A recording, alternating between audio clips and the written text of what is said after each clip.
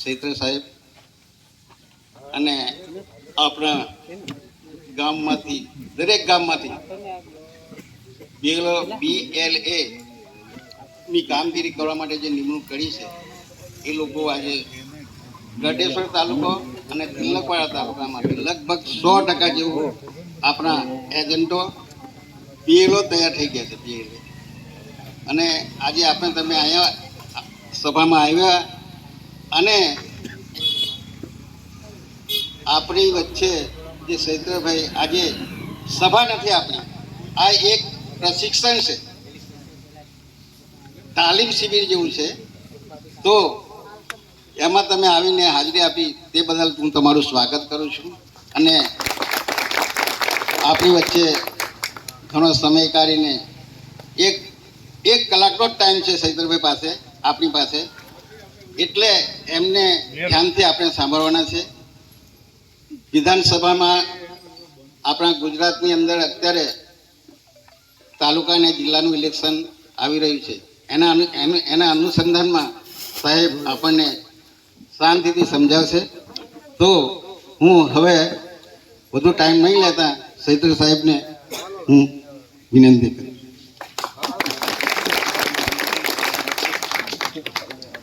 આજના પ્રશિક્ષણ શિબિરમાં મારી સાથે મંચસ્થ ઉપસ્થિત આ વિસ્તારના આગેવાન, આપણા સૌના વડીલ એવા વિક્રમભાઈ, આમ આદમી પાર્ટીના નર્મદા જિલ્લાના મહામંત્રી એવા અર્જુનભાઈ માછી, નર્મદા જિલ્લા આમ આદમી પાર્ટીના ઉપપ્રમુખ એવા આશીષભાઈ, ઓબીસી વિંગના પ્રમુખ એવા ગોપાલભાઈ માછી, યુવા મોરચાના પ્રમુખ એવા ગિરિરાજભાઈ, સાથે મારી સામે ઉપસ્થિત તમામ પદાધિકારીઓ, મહિલા મોરચાના નર્મદા જિલ્લાના પ્રમુખ એવા સરોજબેન, સાથે સાથે તમામ પદાધિકારીઓ, વડીલો, યુવાનો અને મારા તમામ સાથીઓ, જે પ્રકારે વિક્રમભાઈ, આશીષભાઈ તો ઘણી વાતો કરી છે. આગળ પણ તમે આ પ્રશિક્ષણ શિબિરમાં તમે તાલીમ લીધી છે, અમારા વિડીયો પણ તમે સાંભળ્યા હશે કે ચૂંટણી પંચ દ્વારા, ભારતના ચૂંટણી પંચ દ્વારા જે જૂની યાદી હતી, તમને બધાને ખબર છે કે બંધારણનો અનુચ્છેદ 326 અધિનિયમ અંતર્ગત દેશના નાગરિક હોય અને પુખ્ત વયના હોય, 18 વર્ષ એના થાય તો એને મતદાન કરવાનો અધિકાર સંવિધાને આપણને બધાને આપ્યો છે. ત્યારે એમાં મતદાન સુધારણા એ રૂટીન પ્રક્રિયા ચાલુ હતી. એમાં કોઈ મૃત્યુ પામે, કોઈ લગ્ન કરીને બીજી જગ્યાએ સ્થળાંતર થાય, નોકરી માટે બીજી જગ્યાએ સ્થળાંતર થાય, કે કોઈ વ્યક્તિના બે જગ્યાએ બે સ્થળ પર મતદાન નોંધાયેલા હોય તો ગામના BLO ઘરે ઘરે આવીને એ મત રદ કરી અને બીજી જગ્યાએ ટ્રાન્સફર કરે. અને કોઈ વ્યક્તિ 18 વર્ષનો થાય, લગ્ન કરીને ગામમાં આવે કોઈ દીકરી, તો એનું નામ BLO ઘરે આવી ફોર્મ ભરીને નામ એડ કરી દે. આ વર્ષની રૂટીન પ્રક્રિયા હતી. પણ આ વખતે સરકારે SIR એટલે કે સ્પેશિયલ ઇન્ટેન્સિવ રિવિઝન, ખાસ સઘન મતદાર સુધારણા, એ અંતર્ગત આખા ગુજરાતમાં 5,08,39,00,000 મતદાતાઓ છે. તમામે તમામ મતદાતાઓના નવેસરથી ફોર્મ ભરીને નવી યાદી બનાવવાનું નક્કી કર્યું છે. અને ભારતના ચૂંટણી પંચે જૂની યાદી ફ્રીઝ કરી દીધી છે, એટલે કે બંધ કરી દીધી છે. ત્યારે આ નવી યાદીમાં કોઈ મતદાન બૂથ છે, ગામનું કોઈ મતદાન બૂથ હોય અને એમાં 1000 મતદાતાઓ છે, એની યાદી જૂની છે જ, પણ એ 1000 મતદાતાઓના ઘરે ઘરે BLO જાય અને ફોર્મ ભરે, ઓનલાઈન કરે, પ્રાંત અધિકારીને રજૂ કરે અને પછી જ નવી યાદી બને, એમાં એનું નામ આવે. માનો કે 1000 મતદાતાઓમાંથી 900 ફોર્મ ભરાય, 100 વ્યક્તિઓ બહારના ગામે જતા રહ્યા, મજૂરીએ ગયા, સુગરમાં ગયા, સૌરાષ્ટ્રમાં ગયા અને એના ફોર્મ ના ભરાય તો મતદાર યાદી 900 જણની જ બનશે અને 100 જણ એમાં બાકાત રહી જશે. ત્યારે BLOની જે કામગીરી છે ઘરે ઘરે ફરવાની, ત્યારે BLO કદાચ બધાના ઘરે આવતા પણ હોય, તે દિવસે તમે કોઈ ખેતરે ગયા હોય, મજૂરીએ ગયા હોય, બહાર કામકાજ અર્થે ગયા હોય અને તમારે તાળું લાગેલું હોય તો બીએલઓ 1 વાર 2 વાર 3 વાર આવશે અને તમારા બારી અથવા દરવાજામાંથી તમારા ઘરમાં 6 મતદાતા હશે તો 6 ફોર્મ અંદર નાખી દેશે અને પછી જતા રહેશે. સાથીઓ, આ બાજુ બધા ગંભીરતાથી ધ્યાન આપજો. બીએલઓની કામગીરી 4 નવેમ્બરથી લઈને 4 ડિસેમ્બર સુધીની છે. 4 નવેમ્બરને આજે 8 તારીખ થાય છે, એટલે 4 દિવસથી આ કામગીરી ચાલુ થઈ ગઈ છે અને 4 ડિસેમ્બરે કામગીરી પૂર્ણ પણ થઈ જશે. જો આ 1 મહિનાની એસઆઈઆરની કામગીરી દરમિયાન આપણો કોઈ મતદાતા રહી જાય છે તો તમે સમજો કે એનું નામ એ મતદાર યાદીમાં નહીં આવશે. એ ચાહે ઉમેદવાર કરવાનો હશે તો ઉમેદવારી કરી નહીં શકશે, એ મતદાન કરવાનો વિચારશે તો મતદાન પણ કરી નહીં શકશે. એટલે આજે તમને ખૂબ જ જવાબદારીપૂર્વક ગંભીરતાથી તમને બોલાવ્યા છે. સાથીઓ, તમે વિચાર કરો આપણી પાર્ટી કેટલી આ બાબતને લઈને ગંભીર છે. શરૂઆતમાં 29 તારીખે રાજ્યના મુખ્ય ચૂંટણી અધિકારી જ્યારે અમને બોલાવ્યા, વિચાર કરજો, ધ્યાન આપજો. આ બાજુ બીજી બધી વાત 10 મિનિટ 15 મિનિટ સમય લઈશ, આ બાજુ ધ્યાન આપજો. જ્યારે મુખ્ય ચૂંટણી અધિકારીએ 28 તારીખે અમને લેટર આપ્યો અને 29 તારીખે પાર્ટીના પદાધિકારી 2 વ્યક્તિએ હાજર રહેવાનું એમણે સૂચન કર્યું. ગોપાલભાઈ ઇટાલિયા જુનાગઢ હતા, હું દાહોદ હતો, છતાં અમે બીજા દિવસે સમયસર, સમય કરતા 15 મિનિટ વહેલા chief election commissioner, chief election ઓફિસરની કચેરી ગાંધીનગરના 7મા બ્લોકમાં બીજા માળે અમે પહોંચી ગયા. ત્યાં જઈને અમે જોયું ભારતીય જનતા પાર્ટીના પણ સાંસદ, ધારાસભ્ય ત્યાં હાજર હતા. જે કોંગ્રેસની પાર્ટી આખા ગુજરાત, આખા દેશમાં વોટ ચોરીનો મુદ્દો ઉઠાવ્યો, જોજો તમે, એ કોંગ્રેસના અગ્રણીઓ એનાથી બાકાત રહ્યા 82-85 વર્ષના 2 વડીલોને ત્યાં મોકલી આપ્યા. અને એ વડીલો આવીને બેઠા, એક સવાલ એમણે ના કર્યો.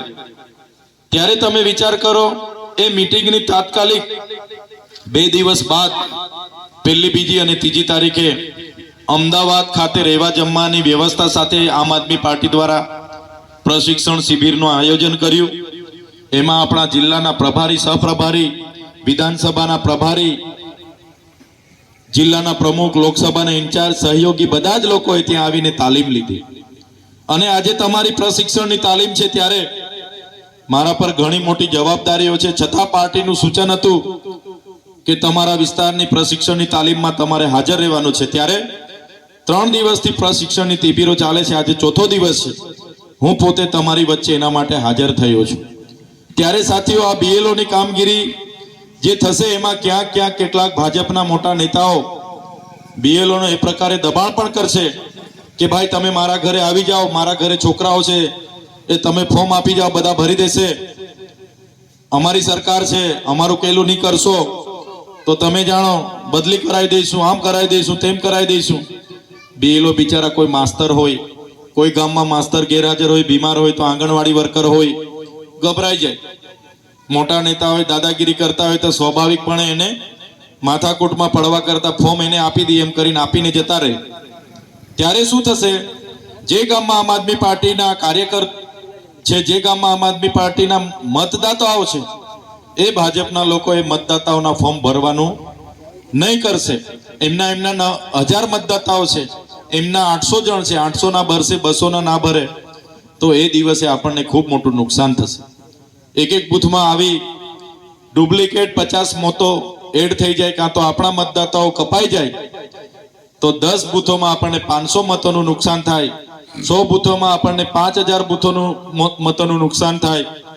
એક વિધાનસભામાં 300 થી વધારે બૂથ આવે છે ત્યારે 15000નું નુકસાન થાય. એક સીટ પર 10 બૂથો હોય, કોઈ વ્યક્તિ તાલુકા પંચાયતનો ઉમેદવાર હોય અને 500 મત જ્યારે આપણા ઉમેરાવાના રહી ગયા હોય, આપણા મતદાતાઓ ચૂકી ગયા હોય તો એ વ્યક્તિ તાલુકા પંચાયત પણ હારી શકે છે. કેમ કે તાલુકા પંચાયતમાં 200-250 મતોથી જ જીત થતી હોય છે. ત્યારે વધારે લાંબુ હું નથી કહેતો, કેમ કે તમે ગૂંચવાશો, એના કરતા હું તમને ડાયરેક્ટ પોઈન્ટ પર આવી જાઉં છું.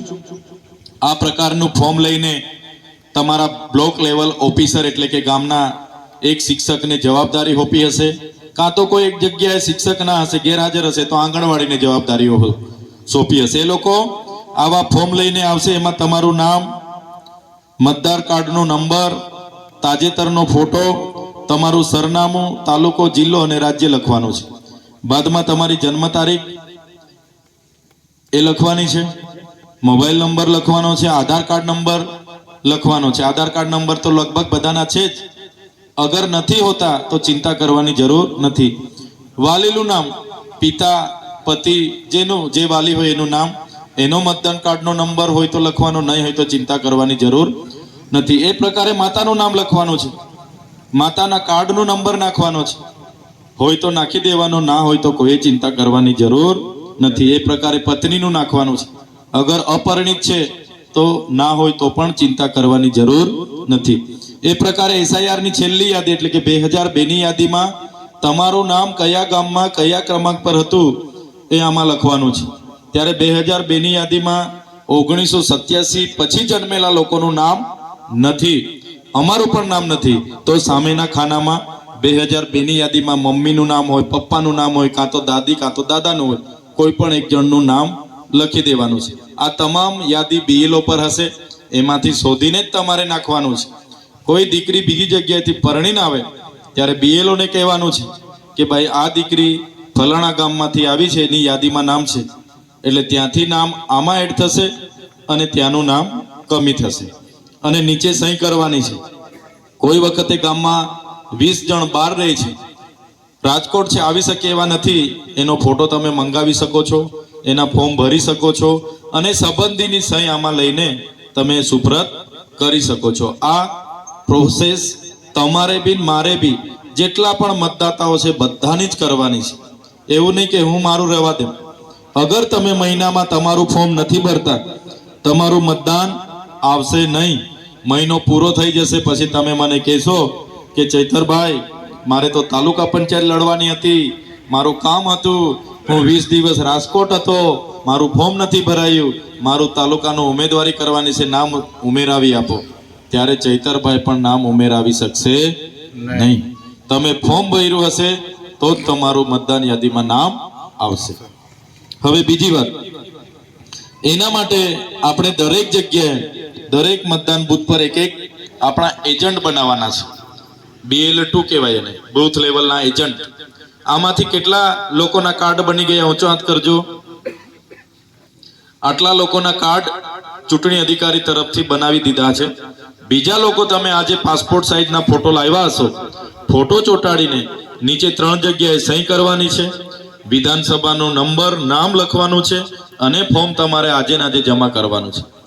તમે ફોર્મ જમા કરશો, અર્જુનભાઈને હું કહીશ, અર્જુનભાઈ તાત્કાલિક જશે આજે ચૂંટણી ઓફિસમાં અને તમારા કાર્ડ બનાવીને તમને આ પ્રકારના કાર્ડ આપશે. એ કાર્ડ મળીએથી કોઈ જગ્યાએ BLO કદાચ ગેરહાજર રહે છે, આવતા નથી, કાં તો એક ભાજપના નેતાના ઘરેથી ફોર્મ ભરીને જતા રહે છે, તેવા સમયે આ કાર્ડ તમને રાષ્ટ્રીય પાર્ટી તરફથી આપવામાં આવશે, ચૂંટણી અધિકારી તરફથી આપવામાં આવશે. તમે પોતે પણ રોજના 10-20 જે પણ ફોર્મો ભરવાના હોય તમે ભરી શકશો. તમારી કેપેસિટી રોજની 50 ફોર્મ સુધીની તમને ઓથોરાઇઝ કરવામાં આવશે. એટલે એક ગામમાં એક બૂથ હોય તો એક એજન્ટ, 2 બૂથ હોય તો 2 એજન્ટ, મોટું ગામ હોય ને 4 બૂથ હોય તો 4 એજન્ટ આપણે આજે બનાવવાના છે. તમને બધાને ખ્યાલ આવી ગયો? હા. સમજ પડી ગઈ પાછળ વાળાને? હા. અવાજ આવે છે? હા. બધા એકવાર 2 હાથ ઊંચા કરો જો. કોઈ ઊંઘી નથી ગયું ને હવારમાં? ના બધા જાગતા જ છે. તો આ કાર્ડ બધાએ બનાવવાનો છે બૂથ લેવલના એજન્ટનો. ખબર પડે ને? હા. એટલે જેના બાકી છે એ વ્યક્તિ જરા આવજો, ફોર્મ ભરી દેજો, ફોટો આપી દેજો અને તમારા કાર્ડ બનાવીને અમને ચૂંટણી અધિકારીના સહી સિક્કા સાથે તમને અમે આપી દઈશું. તમારું કામ એવું લાગતું હશે કે યાર ચૈતરભાઈ આવવાના છે એમ કરીને અમે મીટિંગમાં આવી ગયા છે ને આટલું બધું કામ સોંપી દીધું, હવે શું કરીશું એમ કરીને ઘણા લોકો ચિંતામાં ભરાઈ ગયેલા છે. કોઈએ ચિંતા કરવાની જરૂર નથી. એજન્ટ તો આખા ગામમાંથી એક સારો માણસ તમારા 5-10 માંથી હોય એને બનાવી દેવાનો, જે મોબાઈલ વાપરતા હોય, થોડું ઘણું વાંચતા હોય, ગુજરાતી લખતા વાંચતા આવડતું હોય, એ બનશે, થઈ ગયો. એવું નથી કે 1200 મતદાતા તમારા ગામમાં છે, 1200 ફોર્મ તમારે જ ભરવાના છે, એવું નથી. ભાજપ વાળા પણ કામે લાગેલા છે, એમના માણસોના ફોર્મ એ લોકો ભરી દેશે. કોંગ્રેસ વાળા પણ કામે લાગ્યા છે, એમના માણસોના એ લોકો ભરી દેશે. હવે રહ્યા કોણ? આપણા માણસો. એમના ફોર્મો તમારે ભરવાના છે. અને ના ભરતા આવડે, બીએલઓ ને સવારે 10 વાગે ફોન કરવાનો. એ બીએલઓ ની યાદી પણ અહીંયા તમને અર્જુનભાઈ આપી દેશે. તમારા ગામમાં કોણ બીએલઓ છે એને કહેવાનું, ગુરુજી ચાલો આવી જાઓ, અમારા ફળિયામાં બાકી છે, આજે હું તમારી હાથે જ છું, હાથે રહીને આપણે ભરી દેવાના છે. 1 દિવસ 2 દિવસ 5 દિવસ બીએલઓ હાથે રહીને ભરી દેવાના. કોઈ વ્યક્તિ આપણો મતદાતા રહી જવો જોઈએ નહીં. આ પુણ્યનું કામ છે. બંધારણે અધિકાર આપ્યો છે મતદાન કરવાનો, અને એ મતદાન તમારા થકી કોઈને મળી જશે, મતદાનનો અધિકાર, એ બહુ મોટું પુણ્યનું કામ છે. અને આ જ ચૂંટણી છે. ઘણા વખતે કહે છે ને, એક રાજાનો જીવ પોપટમાં હતો, એ જ પ્રકારે ભાજપનો જીત આ મતદાર યાદીમાં છે. લોકો ઈવીએમમાં ગરબડી કાઢે છે, પણ એવું કંઈ નથી. હું લોકસભા લડ્યો ત્યારે મને ખબર પડી ગઈ. મને તમે જોયું હશે, લોકસભામાં ડેડિયાપાડામાં 1,18,000 મત મળ્યા હતા. મનસુખ દાદાને 58,000 મત મળ્યા હતા. ઝઘડિયા વિધાનસભામાં 1,07,000 મત મળ્યા હતા. મનસુખ દાદાને 72,000 જ મળ્યા હતા. અંકલેશ વાગરામાં 63,000 મળ્યા હતા ગામડાઓમાં. ભરૂચમાં 62-63,000 મત મળ્યા હતા. જંબુસરમાં 63-64,000 મત ગામડાઓમાંથી મળ્યા હતા.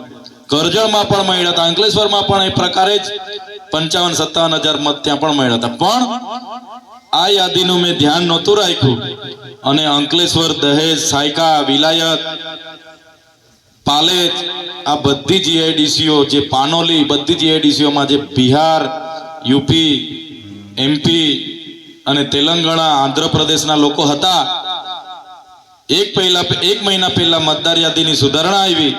અમે મીટિંગો કરતા ફરતા હતા, અને પેલા લોકોએ મતદાર યાદીઓમાં દરેક બૂથો પર 250, 250, 300, 400 લોકોના કાર્ડ બનાવી દીધા હતા. હવે ગામમાં હોય તો ગામવાળા કે યાર આ માણસો તો યાદીમાં નામો છે, એવા માણસો અમારે ત્યાં નથી. હવે સોસાયટીઓમાં તો કોને ખબર પડે કોણ કાનું છે તે?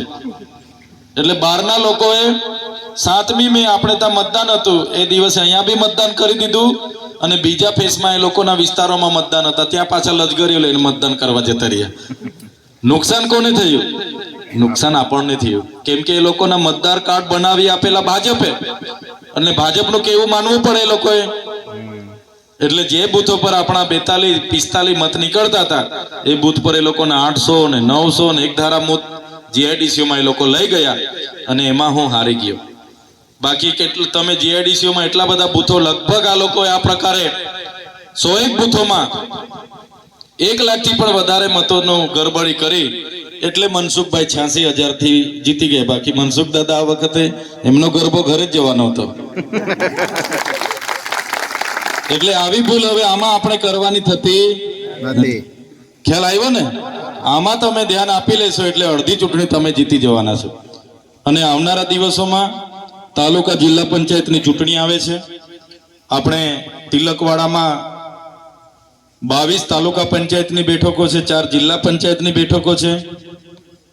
ગરુડેશ્વરમાં 16 તાલુકા પંચાયતની બેઠકો છે, 3 જિલ્લા પંચાયતની બેઠકો છે. નાદોદમાં પણ 18 તાલુકા પંચાયતની બેઠકો છે, 3 જિલ્લા પંચાયતની, 4 જિલ્લા પંચાયતની બેઠકો છે. આ તમામ બેઠકો પર તમારે લડવા માટે હવે અત્યારથી તૈયારી કરી દેવી પડશે. સાથીઓ, કોઈ પોલીસની તૈયારી કરે, તલાટી ગ્રામ સેવકની તૈયારી કરે, શિક્ષકની તૈયારી કરે, મામલતદાર પીએસઆઈની તૈયારી કરે, બીટગાર્ડની તૈયારી કરે, એ યુવાન, આપણી દીકરી 2-3 વર્ષ ક્લાસીસ કરે છે, વાંચે છે, દોડે છે, પ્રેક્ટિકલ કરે છે, ત્યારે એને નોકરીમાં મેળ પડે છે. અને એમાં બી ઘણી વખત તો સરકારના કરમ ફૂટે એટલે પેપરો ફૂટે છે. ફૂટે છે કે નથી ફૂટતા? ઘણી વખત એવા નિયમો લાવે કે આપણો માણસ પાસ થઈને બી પાછો રિજેક્ટ થઈ જાય છે. એવી પરિસ્થિતિમાં નોકરી લાગે છે, તો તમારી પર આ વખતે તાલુકાના પ્રમુખ બનવાનો, જિલ્લાના પ્રમુખો બનવાનો, અને વિવિધ સમિતિઓ, બાંધકામ, આરોગ્ય, સિંચાઈ, બધી સમિતિઓના અધ્યક્ષ બનવાની ખૂબ સારી તક છે. એટલે એના માટે હવે 3 મહિના તમારે ખૂબ જ મહેનત કરવાની છે. અને બીજી એક ખાસ વાત કહી દઉં છું, ઉમેદવાર હું છું તો હું નથી નક્કી કરવાનો, જિલ્લા પ્રમુખ છે તો એ નથી નક્કી કરવાના, વિક્રમભાઈ છે તો એ નથી નક્કી કરવાના. ઉમેદવાર તમારી સર્વસંમતિથી નક્કી થવાના છે. એટલે કોઈ એવું ના કરતા કે ભાઈ 5 સરપંચોને એક મોરચો લઈને 50 જણને લઈને ડેડિયાપાડા મને મળવા આવે કે ભાઈ મારી ટિકિટ કન્ફર્મ કરો, નહીં તો ના પાડતા હોય તો કોંગ્રેસ વાળા ઘરે આવે છે હું એમાં જતો રહીશ, એવું કોઈ કરવાનું નથી. સંગઠન નથી તોડવાનું. આપણે કોઈ જગ્યાએ 3 દાવેદારો હશે તો આપણે દરેક તાલુકાની એક ચૂંટણી કમિટી બનાવવાના છે. જે આપણા સિનિયર વડીલો બધા બેઠા છે ને, અનુભવી લોકો છે, એમણે બહુ ચૂંટણીઓ જોઈ છે, બહુ રાજનીતિ જોઈ છે, એવા લોકોની દરેક તાલુકામાં 11 જણની ચૂંટણી કમિટી બનશે. એમાં મેં પણ ના રહીશ, જિલ્લા પ્રમુખ પણ ના હશે, અને એ કમિટી સર્વે કરીને આપશે કે ભાઈ આ બેઠક પર, દેવલિયા બેઠક પર 4 દાવેદાર છે, તો એ ટીમ એ દેવલિયા બેઠકમાં 20 ગામ આવે છે તો 20 ગામની મુલાકાત લેશે, મેન લોકોને મળશે, ઓબ્ઝર્વ કરશે 4 માંથી કોણ વધારે ચાલે. ચાલવાના તો બધા જ છે, પણ કોણ ફાસ્ટ વધારે ચાલે એ માણસ સિલેક્ટ કરવાનો છે. માનો કે તમારામાંથી કોઈ વ્યક્તિ એવું હશે કે છે વડીલો કે ના આને આપો 500 મત વધારે લઈ જશે, આને 10 ગામમાં ઓળખે છે, આને 20 ગામમાં ઓળખે છે, તો જે વ્યક્તિ આપણી સાથે ન હોય એને જીતાડવાનું કામ આપણે કરવાનું છે. નહીં કે પછી ભાજપમાં જતો રહ્યો, કોંગ્રેસમાં જતો રહ્યો. તમારી સાથેનો જ એક માણસને તમે જીતાવશો તો તમે રાતે પણ એને કામ કરાવી શકશો કે ભાઈ અમે તમને ચૂંટેલા છે, હું બી દાવેદાર હતો પણ તને અમે મદદ કરીને ચૂંટેલા છે, એટલે તમે આ કામ કરો, પહેલા આ કામ કરો તો એ કામ પહેલું તમારું થશે. એટલે આ વાતને લઈને તમારી વચ્ચે ઉપસ્થિત થવાનું થયું. દરેક 3 તાલુકામાં આપણે ચૂંટણી કમિટીઓ બનાવવાના છે. જે તાલુકામાં સંગઠનના કેટલાક હોદ્દાઓ ખાલી છે, અહીંયા બેઠેલા તમામ યુવાનો વડીલોને પણ વિનંતી કરું છું કે જે હોદ્દાઓ ખાલી છે હવે એની જવાબદારી લઈ લો. સમય જેની પાસે છે, તમે પૂરતો સમય આપી શકતા હોય તો જવાબદારી લેવી પડશે. કેમ કે બધી જ જગ્યાએ હું પણ પહોંચી નથી શકવાનો, બધી જ જગ્યાએ વિક્રમભાઈ દોડી નથી શકવાના. અમે અમારા લેવલે જેટલું થાય છે એટલું કરીએ છીએ, પણ હવે તમે પણ જવાબદારી લો. અને ખાસ આ ચૂંટણીમાં 50% પુરુષ સીટો છે અને 50% મહિલા સીટો છે. અમારા વકીલ સાહેબ એક આવ્યા છે ને એક અમારા જિલ્લા પ્રમુખ ને એક દાદી, મહિલાઓ આપણને નજરે પડતા નથી. દરેક કાર્યક્રમોમાં આપણે જ ભેગા થઈએ છીએ, મહિલા હોતા નથી. હવે 50% મહિલાઓ એટલે હવે ઉમેદવારો ક્યાંથી હોદવાના? તમે ઉમેદવારો જોહે કે ના જોશે? પછી કહેશો કે અમારા ઘરના ને ઉમેદવાર બનાવવાના છે, પછી અમે પ્રચારમાં આવશું એટલે પૂછે બધા બેન કાના છે, કોના ઘરના છે, કયા ગામના છે, તો પછી અમારે ઓળખાણ આપવી પડે. ભાઈ આ કાટકોઈના છે, આ ભાણોદરાના છે, આમના ઘરેથી છે. એના કરતા મહિલાઓને હમણાં મેદાનમાં લાવો, હમણાં મેદાનમાં ઉતારી દો, તો પછી ચૂંટણીઓ વખતે ઓળખાણ આપવાનું તો રહે. બરાબર છે, લોકો તો ઓળખે. એટલે મહિલાઓને પણ હવે સાથે રાખો. આપણો મહિલા મોરચો તાલુકા પ્રમાણે પણ બનાવી દો, કેમ કે ચૂંટણી આવશે ને મહિલાઓ મળશે નહીં. પછી આપણને લડવાવાળા યુવાનો વડીલો તો બહુ બધા છે, પણ 50% સીટો મહિલાઓની છે. પછી કોઈ ગામમાં ગયા, અમે ભાષણ કર્યું, કોઈ આગેવાને કીધું અમારા ઉમેદવારને માયક આપો, એમને પણ બોલાવો, અમારે સાંભળવાના છે એવું કહે તો મહિલાને માયક આપી દે, ના બોલે તો એના કરતા ટ્રેનિંગ લેતા થાય તો સારું ને. બરાબર છે. 3 મહિના આપણી સાથે દોડાદોડી કરે, શીખી જાય. વળી માયક હાથમાં આવે, 2 મિનિટ બોલી દે એટલે લોકો તાળીઓ પાડે ને મત આપી દે. થાય કે ના થાય? તો એ કામ પણ હવે કરો ભાઈ. આપણે તો બધા મહેનત કરીએ જ છીએ, એ કરવું પડશે. ખાસ આ SIR માટે જ હું આવ્યો હતો. તમે બધા પાર્ટીના કામ માટે 2000, 5000, 10,000 રૂપિયા જાતે ખર્ચો કરીને તમે દોડો છો. અમારા મિટિંગમાં પણ તમે જાતે ખર્ચો કરીને આવો છો. ત્યારે આ ચૂંટણી બહુ મહત્વની છે. હવે અમે તમને જીતાડવા માટે આવવાના છે, તમારા માટે બધા આપણે મહેનત કરવાની છે. ત્યારે સારા ઉમેદવારો સિલેક્શન કરવા માટે 11 નામો 3 તાલુકામાંથી તમારે મને આપવાના છે. અને એ 11 લોકો એ જ ચૂંટણી કમિશન આપણું, એ ચૂંટણી કમિટી આવનારા દિવસોની સારા ઉમેદવારો શોધશે, એના કાગળિયા ચકાસશે, 2 છોકરાઓ છે કે કેમ, એનો વેરો બાકી છે કે કેમ, એક હામાં નીકળી જતા તો નથી, એનું જાતિનું સર્ટી કઈ રીતનું છે, બધી જ કામગીરી આ ચૂંટણી કમિટી કરશે. સહમત છો બધા? કેટલા જણ સહમત છો ચૂંટણી કમિટી પર? સહમત છો ને? પછી કાલે ઉઠીને ના ચૂંટણી કમિટી હા એ લોકો હાથે પેલો ભાઈ ફરે છે એને ટિકિટ આપી દેશે, ચૈતરભાઈ આવે એટલે પેલા ભાઈ હાથે જ ફરે છે, એને જ ફોન કરે છે, એને જ ટિકિટ આપી દેશે. એવું નથી. જે મારો એ સારો નહીં, પણ જે લોકોનું કામ કરે એ સારો, એવું મગજમાં બધાએ રાખવાનું છે. બરાબર છે. ખ્યાલ આવ્યો ને? હા. લોકોની સેવા કરે એ સારો. ભાજપમાં લોકો સત્તા અને પૈસાઓ માટે જાય છે કે ભાઈ સત્તા આવી જાય એટલે પૈસા કમાવાના છે મારે, એટલે હું ભાજપમાં જ આમ છું. કે આપણે સેવા માટે આમ આદમી પાર્ટીમાં છે. આજ દિન સુધી તમે બધાએ પોતાના ખિસ્સાના પેટ્રોલના નાખ્યા છે, ડીઝલ તમારા ખિસ્સાના પૈસાએ ભરેલું છે, એટલે આપણે સેવા કરવા માટે આવ્યા છે. એટલે આપણે આ ચૂંટણીમાં તમે બધા લડો, તાલુકાના પ્રમુખ બનો. તાલુકા પ્રમુખ એટલે બહુ મોટી વાત છે. અમે એક ગામમાં પ્રચારમાં ગયા હતા, એક ઘરે બેઠા એટલે મને કે અમારા દાદા 1967માં તાલુકા પંચાયતના પ્રમુખ હતા, ભૂતબેડા કે ભાટપુર ગયા હતા. ત્યારે કીધું, વિચાર કરો, એના છોકરાના છોકરા અમારા જેવા જુવાન છે, એમણે કીધું હતું અમારા દાદા 1967માં તાલુકા પંચાયતના પ્રમુખ હતા. તો એકવાર તમે તાલુકા પંચાયતના પ્રમુખ બનો તો આવનારી 5 પેઢી તમને યાદ કરશે. થાય કે ના થાય? તો એના માટે મહેનત કરવી પડશે. એ વાત સાથે આવ્યો છું. ત્રીજો મુદ્દો આપણો એવો છે, ડેડિયાપાડાનો એક પીઠા ગ્રાઉન્ડ છે, અને પીઠા ગ્રાઉન્ડમાં દર વર્ષે ઘણા વર્ષોથી હું જાહેર જીવનમાં આવ્યો ત્યારથી મારે આગેવાનીમાં ત્યાં 9મી ઓગસ્ટ આદિવાસી દિવસ અને 15મી ભગવાન બિરસા મુંડાની જયંતિ અમે ઉજવતા આવ્યા છે. આ વખતે ડેડિયાપાડામાં મારે પ્રવેશ બંધી છે, ત્યારે એનો ગેરફાયદો ઉઠાવીને એ ગ્રાઉન્ડ પર જ વડાપ્રધાન શ્રી નરેન્દ્રભાઈ મોદીજીનો પ્રોગ્રામ ગોઠવી દેવામાં આવ્યો છે. ત્યારે લોકો સ્વયંભૂ એ ગ્રાઉન્ડ પર 15મી નવેમ્બર અને 9 ઓગસ્ટે આવી જ જતા હતા. એનો યશ લેવા માટે આ લોકોએ ડેડિયાપાડા પ્રોગ્રામ ગોઠવેલો છે. તો અમે બધાએ ભેગા થઈને એવું વિચાર્યું કે હવે ડેડિયાપાડા પ્રોગ્રામ કરવા જઈએ કાં તો આજુબાજુ પ્રોગ્રામ કરવા જઈએ એટલે આપણે પોલીસ સાથે ઘર્ષણ થાય, બોલવાનું થાય. એના કરતાં ડેડિયાપાડાનો પ્રોગ્રામ આપણે આ વર્ષે સ્થગિત રાખીએ. વડાપ્રધાન છો એમનો પ્રોગ્રામ કરતા આપણે એ પ્રોગ્રામ નેત્રંગ કરીએ એવું અમે વિચારેલું છે. તો બધા સહમત છો? તો બધા નેત્રંગ તમે 15 તારીખે આવો અને મોટી સંખ્યામાં આપણી એકતા બતાવીએ. ત્યાં સરકારી કાર્યક્રમ છે, આપણો સામાજિક કાર્યક્રમ છે. સમાજના રીતે બધા જ લોકો મોટી સંખ્યામાં ત્યાં પધારો. એ લોકો 25,000 ભેગા થાય તો આપણે 50,000 ભેગા થઈશું. એ લોકો 50,000 ભેગા થાય આપણે 1 લાખ ભેગા થઈશું. અને આપણી સ્વમાન અને આપણી અસ્મિતાનો મેસેજ, આપણી જાગૃતિનો મેસેજ આપણે સૌને આપીશું. એવા પ્રયાસ આપણે કરવાના છે. તૈયાર છો બધા? હવે ડેડિયાપાડામાં તો એ લોકોએ જોયું, ગામડામાંથી કોઈ રિસ્પોન્સ નથી.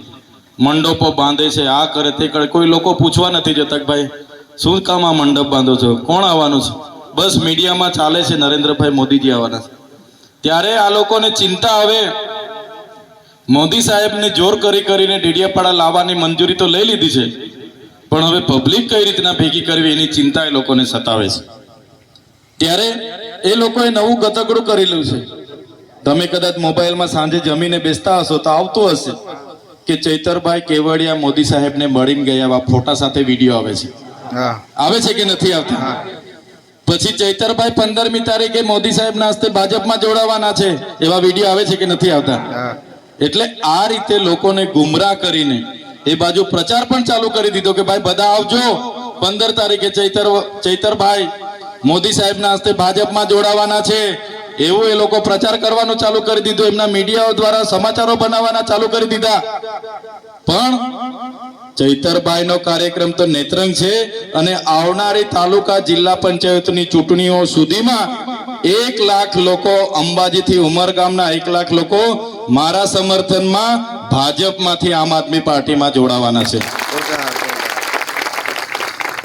18,000 લોકોને તો આગલા રાઉન્ડમાં જોડી દીધા. દાહોદમાં 8,000 જોડાયા, છોટાઉદેપુરમાં 7,000 જોડાયા અને પંચમહાલમાં 5,000 જોડાયા. આજે પણ છોટાઉદેપુરનો બીજો કાર્યક્રમ છે, આવતીકાલે દાહોદનો છે, પછી પંચમહાલના બી છે. આ બાજુ વ્યારા, વલસાડ, નવસારી બધા રાહ જોઈને બેઠા છે. ભાજપ વાળા જ કંટાળેલા છે એમનાથી. એ લોકો જ કહે છે કે અમે જ જોડાઈ જવાના છે. અંકલેશ્વર, ભરૂચ. એટલે ચૈતરભાઈ કઈ જોડાવા નથી. આ તો લોકોને ભેગા કરવા માટે સમાચારો ફેરવે છે. બરાબર છે? આપણે ભાજપમાં નથી જોડાવાના, આપણે ભાજપને તોડીને આમ આદમી પાર્ટીને મજબૂત બનાવવાના છે. તૈયાર છો બધા? એટલે બધા જ લોકો આજેથી પ્રચાર પ્રસાર કરજો અને મોટી સંખ્યામાં સામાજિક રીતે જે પણ નેતાએ આવવાનું હોય, પક્ષ પાર્ટી ધર્મ સંપ્રદાય બધું ભૂલીને બધાએ ભેગા થવાનું છે. મોટી સંખ્યામાં જાહેર સભા છે, સાંસ્કૃતિક રેલી છે, વાજિત્રોના હરીફાઈઓ છે, ઓજારોનું પ્રદર્શન છે અને બધા લોકોએ જેણે પણ પોતાનું વક્તવ્ય આપવાનું હોય એવા લોકો નામ લખાવી દેવાનું, તો તમારું વક્તવ્ય પણ ત્યાં સાંભળશે અને બધા જ લોકો પોતપોતાની મોટી ગાડીઓ નાની ગાડીઓ લઈને નેત્રંગ ખાતે પહોંચવાનું છે. ક્યાંક એવું લાગે કે ભાઈ અમારે તો જંતરમાંથી 2 ટેમ્પા આવા કરીએ છીએ પણ અમારે તો ભાડાની વ્યવસ્થા નથી, તો આપણા સહયોગી ભાઈ કે બાજુ જતા રહીએ? એટલે આ ભાઈ એ ગાડીનો ફોટો લઈ લેશે નંબર સાથે, રાજપીપળા ઉભો રહીને કાં તો મોવી ઉભો રહીને અને લિસ્ટ બનાવશે અને તમારા જે કંઈ ડીઝલ પાણીના હશે, બહુ તો નહીં આપી શકે પણ જે કંઈ ડીઝલ પાણીના હશે તમને સહકાર કરશે. અર્જુનભાઈ છે, ગિરિરાજભાઈ છે ને ગોપાલ દાદા છે. આપણી ગાડીઓ નહીં લખાવતા, હા, કે ઘણા મજબૂત સરપંચો છે, તમે પોતાની 4 ગાડીઓ લઈ આવજો. આપણી ગાડીઓ નથી લખાવવાની, પણ દૂરના છે, આવા જ કે છે, બહેનો હશે કે વડીલો કે ના અમને બી લઈ જાઓ, અમને ડાલુ કરી આપો, અમને બોલેરો કરી આપો, અમને તુફાન કરી આપો, એમને કરી આપી દેવાની ને આમને તમારે ત્યાં આવીને નોંધાવી દેવાની. રાજપીપળા મોવી આ ભાઈ ઊભા હશે, ત્યાં અર્જુનભાઈ હશે, ગિરિરાજભાઈ હશે. સહમત છો બધા? ત્યારે આ જ વાત સાથે આજે આવવાનું થયું છે. આગળ પણ 2 પ્રોગ્રામો છે.